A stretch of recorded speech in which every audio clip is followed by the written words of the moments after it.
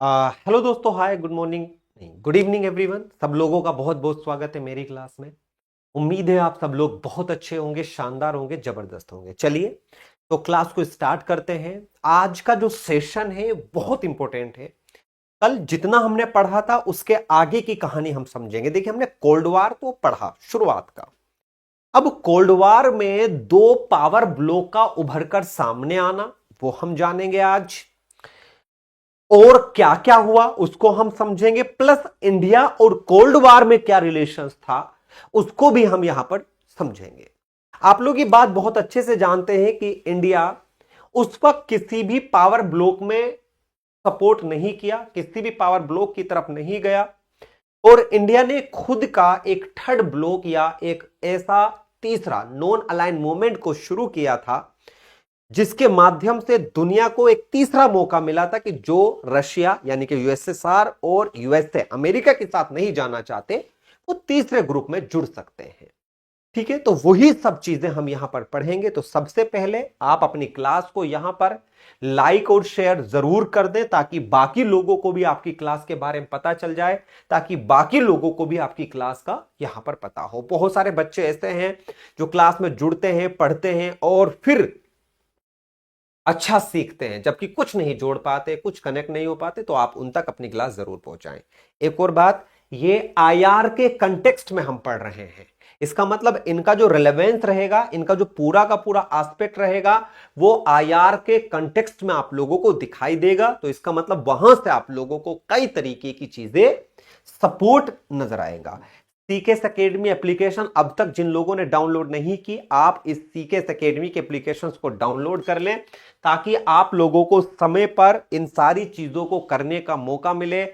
Notes मिले, free PDF मिले, इसके साथ साथ करंट अफेयर्स मिले, है ना। और सबसे बड़ी बात, जो हमारा अर्जुन सीरीज चल रही है जिसमें हम एमसीक्यूज डिस्कस कर रहे हैं, आप उसके साथ जुड़ सकते हैं। Live class, free live class चल रही है, एमसीक्यूज बेस्ड क्लास है। तो आप यहां से जुड़कर अपनी चीजों को बेहतर कर सकते हैं। ठीक है, चलिए बात करते हैं इंडिया एंड कोल्ड वार या कोल्ड वार और इंडिया।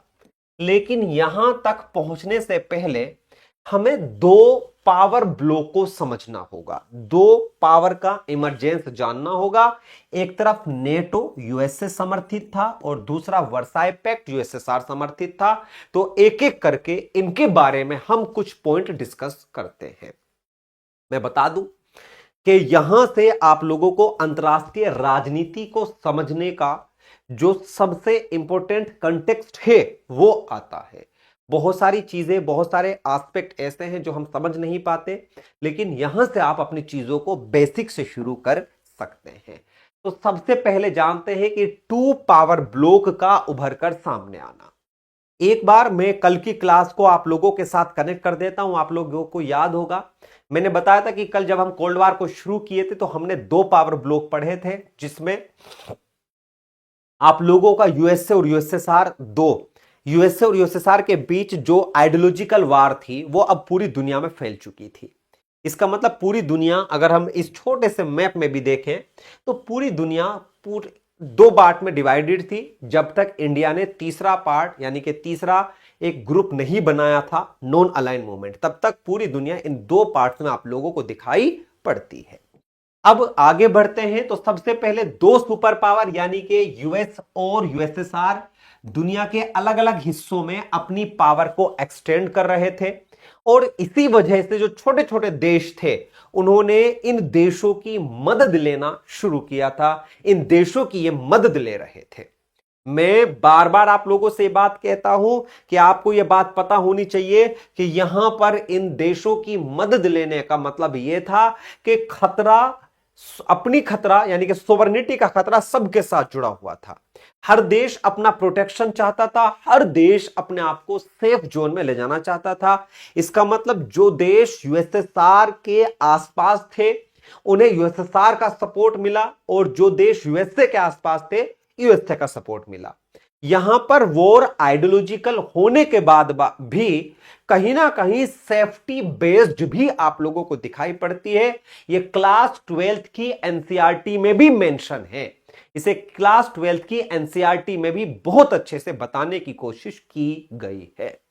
इन छोटे देशों को अपने लोकल दुश्मन, मैंने पहले ही बताया, ज्यादातर इलाके के पड़ोसियों के खिलाफ सुरक्षा, हथियार और आर्थिक मदद का वादा मिला था। इसका मतलब जहां पर यूएसए का वर्चस्व था, डोमिनेंस था, वहां पर यूएसए ने सबसे मदद की बात रखी, मदद करने के दावा किया। जहां पर यूएसएसआर का कंटेक्स्ट था, वहां पर यूएसएसआर ने कहीं ना कहीं अपनी पावर को रिप्रेजेंट करने की कोशिश की और इन लोगों को दूसरे दुश्मनों के खिलाफ या जो दूसरे पड़ोसी थे, जो किसी दूसरे आइडियोलॉजी से जुड़े हुए थे, उनके खिलाफ सुरक्षा, हथियार और कई तरीके की आर्थिक मदद देने की बात रखी। कई तरीके की आर्थिक मदद इन्होंने यहां पर बोली थी। आगे बढ़ते हैं। द फर्स्ट डिवीजन, यहां पर यूरोप में सबसे पहला डिवीजन हमें देखने को मिलता है, जिसमें से जो आधे देश थे, यानी कि जो मैक्सिमम देश थे वेस्टर्न वाले, उन्होंने यूएसए का साथ दिया, जिन्हें वेस्टर्न अलायंस के तौर पर देखा जाता है। जबकि ईस्टर्न यूरोप, यानी कि जो यूरोप आपका रशिया, यूएसएसआर की साइड वाला था, उन्होंने सोवियत कैंप में जाना चुना और इन्हें ईस्टर्न अलायंस के तौर पर जाना जाने लगा। इसका मतलब अब दुनिया यूएसए और यूएसएसआर के जंग में एक अगले पड़ाव पर पहुंच चुकी थी, जिसमें ईस्टर्न अलायंस और वेस्टर्न अलायंस दोनों के दोनों आप लोगों को दिखाई पड़ते हैं, जिसमें ईस्टर्न अलायंस यानी कि यूएसएसआर वाला और वेस्टर्न अलायंस यानी कि यूएसए वाला, दो ब्लॉक यहां पर नजर आते हैं। वेस्टर्न अलायंस ने खुद को एक ऑर्गेनाइजेशन नॉर्थ अटलांटिक नेटो में बदल लिया। इसका मतलब इन सारे देशों ने अपने आप को सैनिक तौर पर, यानी कि सैन्य तौर पर मजबूत दिखाने के लिए एक नया ग्रुप बनाया, जिसे आप नेटो के तौर पर जानते हैं, नॉर्थ अटलांटिक ट्रीटी ऑर्गेनाइजेशन।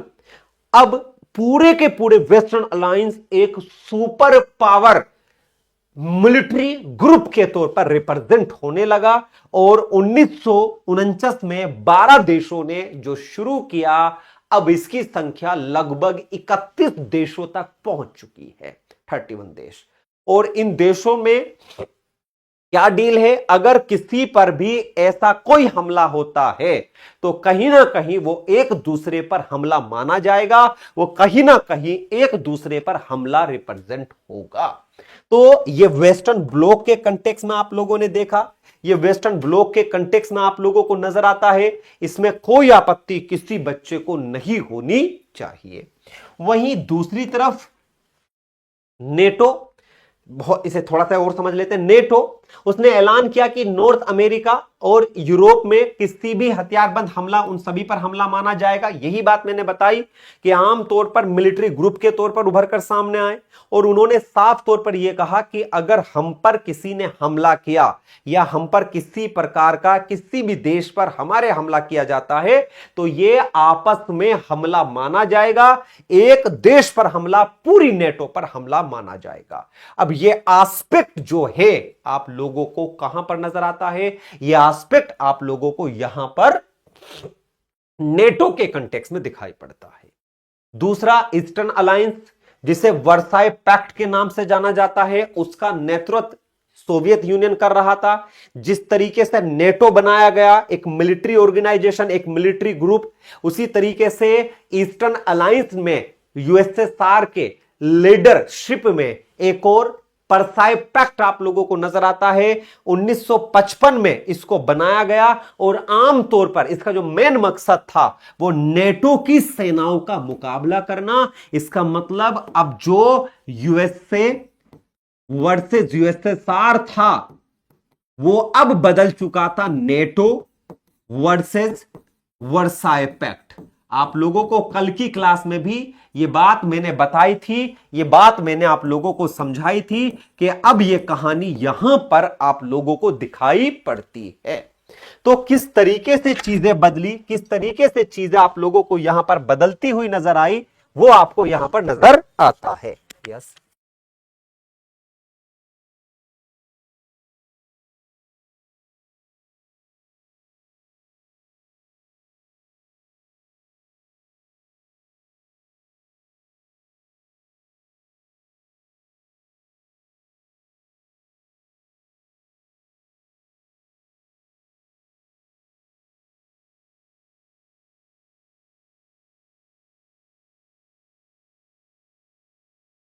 तो इसका मतलब अब दो ग्रुप आपको नजर आते हैं, ठीक है।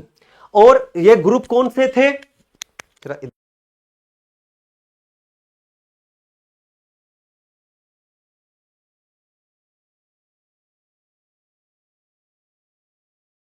में आ गई, ठीक है।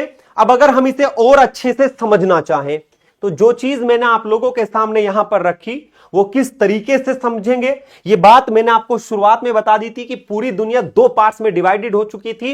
यूएसए वो नेटो समर्थित यानी कि नेटो का अलायंस बनाया था, और वर्साई पैक्ट उसने यूएसएसआर के ग्रुप में यानी कि यूएसएसआर के माध्यम से वो आपको नजर आता है। तो दो पावर ब्लॉक आप लोगों को यहां पर दिखाई पड़ता है। बात समझ में आई? क्लियर है? अब यहां पर एक और बात समझिएगा, east and south east Asia है ना, इसका मतलब दुनिया में यूरोप वाला तो पोर्शन हमें नजर आता है, यूरोप वाला कंटेक्स्ट तो हमें दिखाई पड़ जाता है। अब इसमें कुछ और चीजें बदल जाती है। वो क्या था? ईस्ट और साउथ ईस्ट एशिया यानी कि एशिया वाला portion, Middle East, United State ने South East Asian Treaty Organization SEATO यानी कि यूएसए ने यूरोप में नेटो, और इसके साथ साथ एशिया और उसके कंटेक्स्ट में एक और ट्रीटी या एक और ग्रुप बनाया जिसे आप सीएटो के तौर पर जानते हैं, और जो सेंट्रल और मिडिल ईस्ट था उसके सेंटो के साथ जोड़ दिया तो सेंट्रल ट्रीटी ऑर्गेनाइजेशन। तो आप लोग कह सकते हैं कि पूरी दुनिया में सबसे बड़ा अलायंस, सबसे बड़ा ग्रुप आप लोगों को यूएसए के कंटेक्स्ट में दिखाई पड़ता है। बात समझ में आई? क्लियर कट एकदम। एक लाइट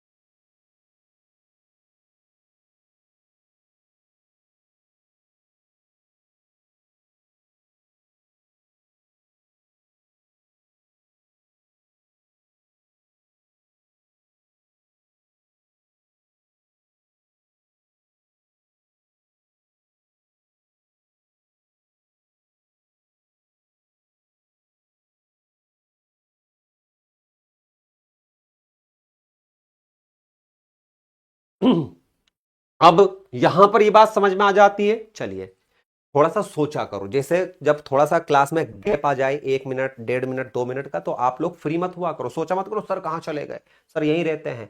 लेकिन आप लोगों को थोड़ा सा सोचना होगा, आप लोगों को थोड़ा सा चीजों को एकदम से एनालाइज करना शुरू कर दो, ठीक है। अब यह बात हमें समझ में आ गई कि ईस्ट और साउथ ईस्ट एशिया के नेशन यहां पर जुड़ गए, मिडिल ईस्ट यहां पर अमेरिका के साथ चला गया। अब बचते हैं बहुत सारे नए आजाद हुए देश। अब उन्होंने क्या चुना, यहीं से इंडिया का खेल शुरू होता है। कई नए आजाद हुए देश अपनी आजादी के खोने की, कहीं ना कहीं उन्हें डर था कि अभी तो हम आजाद हुए, बहुत समय बाद हमें यहां पर आजाद होने का मौका मिला, और अभी हम वापस से इन ग्रुपिंग में शामिल हो जाएं तो अलायंस के अंदर जो दरारें और फूट कहीं ना कहीं हमें दिखने लगी। इसका मतलब जो देश अभी अभी आजाद हुए थे उन्होंने अमेरिका और यूएसएसआर के ग्रुप को चुनने के बजाय या तो अलग रहना पसंद किया, या जो जुड़ चुके थे वो वहां से अलग होना शुरू हो गए। क्यों? क्योंकि गुलामी इन्होंने झेली, गुलामी एक लंबे समय तक इनके ऊपर हावी रही, तो ये जानते थे कि वो वापस से गुलाम ही बन गए हैं, वो वापस से कहीं ना कहीं गुलाम के तौर पर ही आप लोगों को दिखाई पड़ रहे हैं। तो ये एक ऐसा पहलू बना, ये एक ऐसा कंटेक्स्ट आप लोगों को नजर आता है जिसने नॉन अलाइनमेंट ट्रीट यानी कि जो आप लोगों का नॉन अलाइनमेंट मूवमेंट को हवा देता है, और अब अगले ग्रुप में आपको नॉन अलाइन मूवमेंट नजर आने वाला था। इतनी बात आप लोगों को यहां पर समझ में आई। तो इमरजेंस ऑफ टू ग्रुप, या मैं कह सकता हूं इमरजेंस ऑफ टू अलायंस यहां तक हमें नजर आते हैं, जबकि जो तीसरा अलायंस था उसे आने में अभी समय लगेगा, उसे आने में अभी थोड़ा सा समय बाकी था। Is it clear for everyone? यहां तक कोई दिक्कत किसी बच्चे को नहीं होना चाहिए। अब क्या हुआ, एक तो चाइना, चाइना 1950 के दशक में कम्युनिस्ट चीन का यूएसएसआर से झगड़ा हुआ, ठीक है, और इसी की वजह से नॉन अलाइन मूवमेंट हवा लेता है। छोटे देश सुपर पावर के लिए ज्यादा मददगार थे क्योंकि तेल मिनरल जैसे जरूरी रिसोर्सेज पाने का जरिया थे, एक दूसरे की जासूसी करने और हथियार लॉन्च करने की जगह थे। तो कहीं ना कहीं छोटे देशों को जोड़ना, छोटे देशों के साथ जुड़ना, यह भी बड़े देशों के लिए फायदेमंद था। लेकिन जो देश अभी नए नए आजाद हुए थे उन्हें छोड़कर बाकी सब के सब इस ग्रुपिंग में बिना किसी दबाव के शामिल हो जाते हैं। यह कहानी यहां तक आप लोगों की एंड हो जाती है कि उभर के हुए ग्रुप कैसे बने और इसके साथ साथ कहां पर क्या हुआ, किस प्रकार की चीजें बदली, ये सब चीज हमने यहां पर देखी थी, ये सब चीज हमने यहां पर समझी थी। इसमें कोई दिक्कत किसी बच्चे को नहीं होना चाहिए। ये बहुत अच्छे से हमने यहां पर चीजों को देखा है। अब थोड़ा सा आगे चलते हैं, थोड़ा सा आगे बढ़ते हैं, और जब हम आगे बढ़ते हैं तो जानते हैं कि कोल्ड वार के दौरान, कोल्ड वार एरिना, इसका मतलब कोल्ड वार में क्या क्या हुआ। कल आपकी क्लास में मैंने आपको बहुत अच्छे से एक बात बताई थी कि ये ग्रुप आपस में, यानी कि दोनों के दोनों देश आपस में डायरेक्टली नहीं लड़े, ना कभी इन्हें लड़ने का मौका मिला और ना ही ये लड़ने में सक्षम थे। सक्षम से मतलब इन्हें डर था एक दूसरे से, एक दूसरे के बर्बाद होने का। न्यूक्लियर वेपन वो भी देश था, न्यूक्लियर वेपन वाला ये भी देश था, ये आपस में तो लड़ नहीं सकते थे। अब इसकी कहानी, कोल्ड वार के मैदान उन इलाकों को कहते हैं जहां अलायंस सिस्टम के बीच संकट और युद्ध हुआ या होने का खतरा था, लेकिन कुछ हद तक वो पार नहीं हो पाए। इसका मतलब जंग के हालात बने जरूर, लेकिन जंग नहीं हो पाई।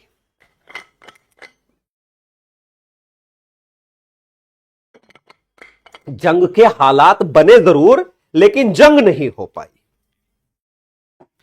वो यहां पर आप लोगों को दिखाई पड़ती है, वो आप लोगों को यहां पर नजर आती है। कोल्ड वार में कई गोलीबारी वाले देश, यानी कि कई युद्ध ऐसे हुए जहां पर गोलीबारी, बमबारी हमें देखने को मिलती है। जैसे एग्जांपल, दो सुपर पावर कोरिया, यानी कि दो Korea, north Korea, south Korea की लड़ाई 1950 से 53, eastern and western Germany, Berlin 1958 से 62, कोंगो में लड़ाई, ये हमें बताते हैं कि कई जगह पर कोल्ड वार इज रेस्पॉन्सिबल, जहां पर उसने डायरेक्टली वॉर को जन्म दिया। आपस में दोनों देश नहीं लड़े, यह बात बिल्कुल सच है, लेकिन यह भी बिल्कुल सच है कि इन देशों की आइडियोलॉजी की वजह से कई देश, दुनिया में अन्य देश यहां पर लड़ते हुए आप लोगों को नजर आते हैं। कई देश आप लोगों को यहां पर लड़ते हुए दिखाई देते हैं। तो ये पॉइंट भी आप लोगों को पता होना चाहिए, इसमें कोई दिक्कत किसी बच्चे को नहीं होनी चाहिए। ऐसे बहुत सारे बच्चे अक्सर सवाल पूछते हैं कि सर कोल्ड वार, तो हमें पता है कि कोल्ड वार क्यों कहा गया, क्योंकि डायरेक्टली कोई जंग नहीं हुई थी। ये बात बिल्कुल सही है, लेकिन आप लोगों को यह भी पता होना चाहिए कि जंग के लिए जिम्मेदार भी कोल्ड वार था। इसका मतलब तीन सबसे बड़े एग्जाम्पल आप लोगों के सामने मौजूद हैं, जिसके आधार पर आप कह सकते हैं कि they are directly responsible many indirect war. तो बहुत सारे ऐसे इनडायरेक्ट वॉर थे जो इसी आइडियोलॉजी की वजह से लड़े गए थे, या इसी कोल्ड वॉर की वजह से, या यूएसए और यूएसएसआर की वजह से आप लोगों को नजर आते हैं, यूएसए और यूएसएसआर की वजह से आप लोगों को दिखाई पड़ते हैं। क्लियर है बात सब लोगों को? यहां तक किसी को कोई दिक्कत हो तो बताइए मुझे, ठीक है।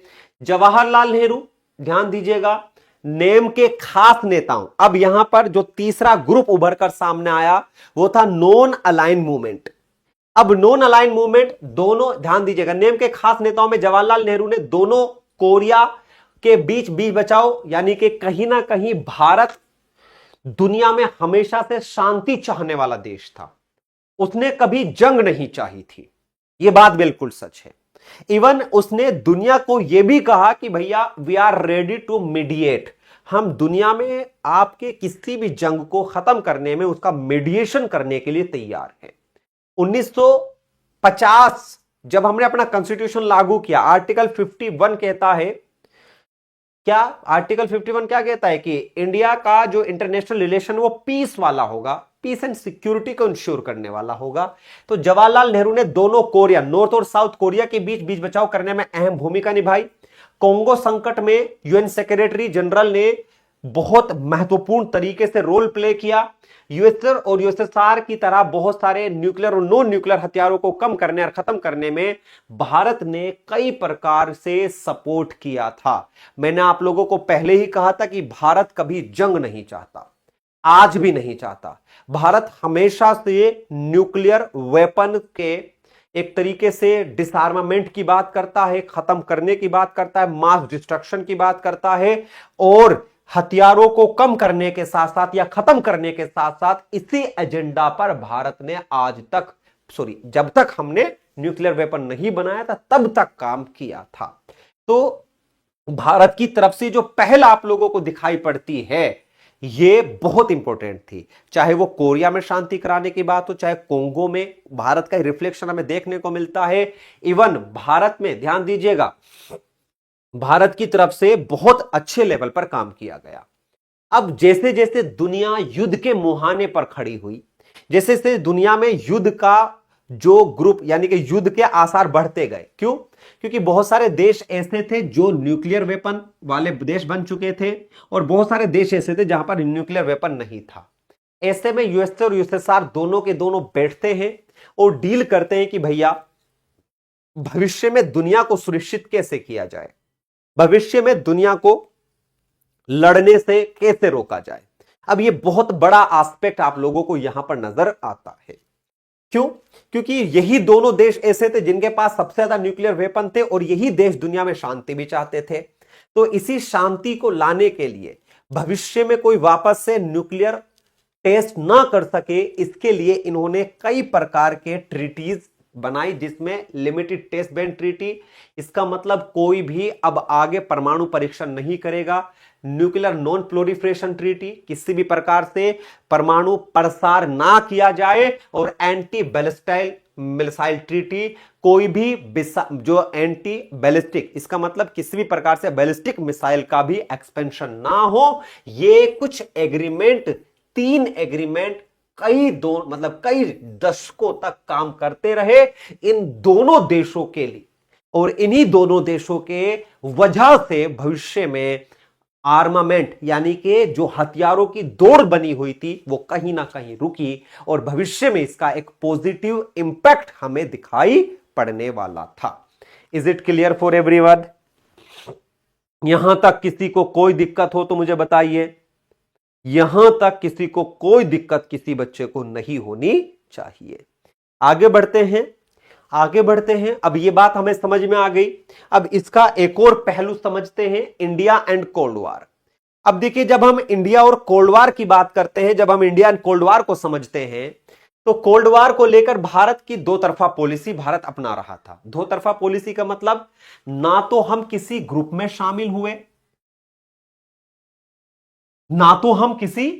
शामिल हुए, और इसके साथ साथ हमने यानी कि भारत ने अपनी आवाज उठाई। ऐसे बहुत सारे देश जो अभी हाल फिलहाल में आजाद हुए थे कि वो इस प्रकार के अलायंस के साथ ना जुड़े। ऐसे देश जो अभी हाल फिलहाल में डीकोलोनाइज्ड हुए, ऐसे देश जो आपस में अभी डीकोलोनाइज्ड हुए, उनको यहां पर इनमें शामिल होने से रोका जाए। तो भारत इसके लिए भी आवाज उठा रहा था। भारत साफ तौर पर कहता था कि आप गुलाम से अभी आजाद हुए, अभी आप गुलामी से फ्री हुए, और आप वापस से गुलाम बनना चाहते हैं, आप वापस से गुलामी की तरफ जा रहे हैं, ये सही नहीं है। तो कहीं ना कहीं भारत ने उन सारे देशों को चेताया था। भारत की पॉलिसी भागने की नहीं थी। इसका मतलब हम कहीं भी कैसे भी भाग नहीं रहे थे, बल्कि दुनिया में कोल्ड वार की वजह से जो दुश्मनी पनप रही थी, जो आइडियोलॉजिकल वार आप लोगों को देखने को मिलते हैं, उसके अगेंस्ट हम बात कर रहे थे कि भैया दुश्मनी करके काम नहीं चलेगा। We are not a feeling away, हम बाहर नहीं, उड़ नहीं रहे, भाग नहीं रहे, हम आप लोगों को छोड़कर नहीं। ऐसा नहीं कि हम आपसे डर रहे हैं, लेकिन हम चाहते थे कि किसी भी प्रकार से एक दूसरे के मामलों में दखल देने का या एक दूसरे के मामलों में किसी भी प्रकार का इंटरफेयर ना हो, भारत यह चाहता था। भारत जानता था कि कोल्ड वार की दुश्मनी कम हो। बात समझ में आई? नॉन अलाइनमेंट मूवमेंट, भारत ने इसी के लिए नॉन अलाइन मूवमेंट शुरू किया और एक सुपर पावर को दूसरे के खिलाफ बैलेंस करने की ताकत दी। इसका मतलब ऐसे देश जो किसी भी दूसरे देश के साथ नहीं जुड़ना चाहते, ऐसे देश जो दूसरे देश के साथ कनेक्ट नहीं होना चाहते या उनके ग्रुप में नहीं जाना चाहते, उनके लिए भारत ने कहा कि नॉन अलाइन मूवमेंट लाया जाए। और ये जो नॉन अलाइन मूवमेंट था, इसकी दुनिया में आलोचनाएं भी हुई और कई लोगों ने इसको ज्वाइन किया, बहुत सारे देश। इसका मतलब दुनिया जो फर्स्ट वर्ल्ड, सेकेंड वर्ल्ड, दो पार्ट्स में डिवाइड था, अब एक और ग्रुप एक और ग्रुप उभर कर सामने आया जिसे आप थर्ड वर्ल्ड के तौर पर जानते हैं।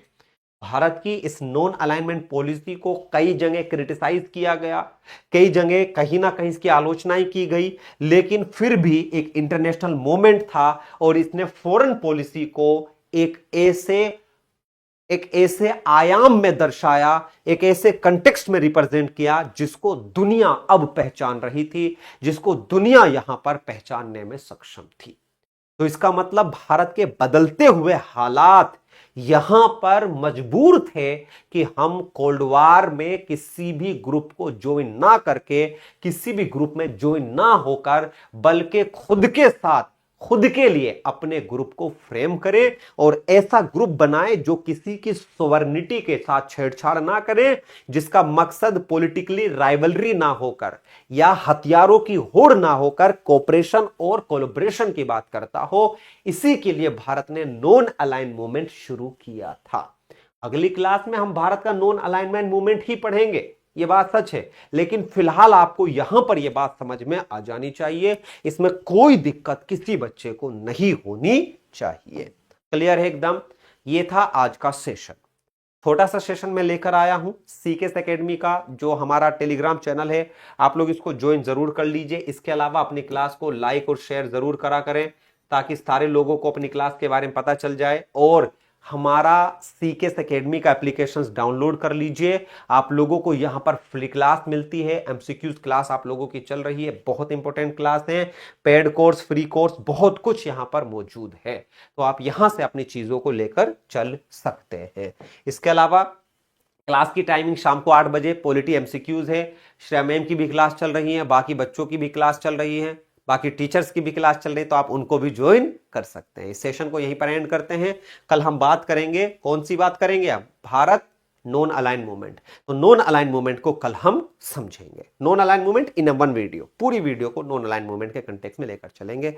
जय हिंद, जय भारत, धन्यवाद guys, thank you so much.